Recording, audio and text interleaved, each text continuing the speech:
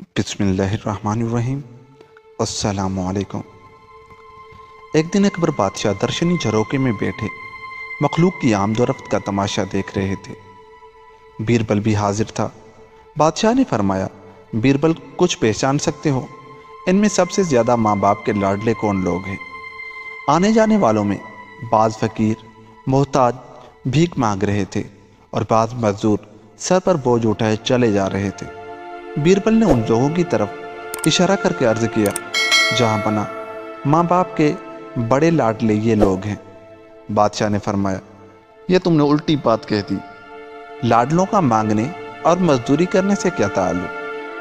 बीरबल ने चौबदार भेजकर उनमें से चंद फकीर और चंद मजदूर बुलवा लिए और बादशाह के सामने उनके बाप दादा का नाम पूछा तो मालूम हुआ कोई किसी ओहदेदार का बेटा है, कोई सौदागर का, कोई जागीरदार का और कोई साहूकार का।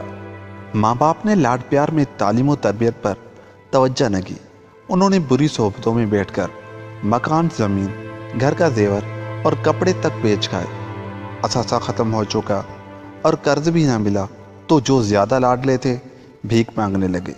जो ज़रा भी गैरत रखते थे वो मेहनत मजदूरी करने लगे, मगर आदत न होने से उसमें भी ठोकर पर ठोकर खा रहे हैं।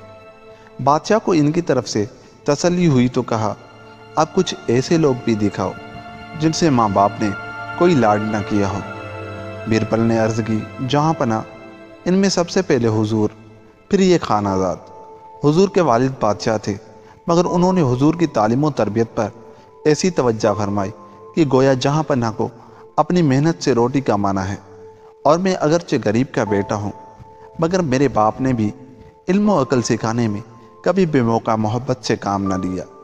नतीजा ये हुआ कि हुजूर ने जिस कदर मुल्क वरसे में पाया था, आज खुदा के फजलो करम से उससे चौगना आपके ज़ेर हुक्म है। हालांकि अगर हुजूर लाडले होते तो इसमें भी कमी आ जाती और फिदवी को हुजूरी की इज़्ज़त मिली तो हुजूर की तवज्जो ने मुसाहिबों में शामिल कर लिया।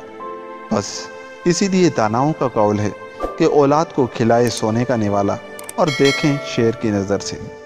दोस्तों, अगर हमारी ये वीडियो आपको अच्छी लगी तो हमारे चैनल को सब्सक्राइब कर लें।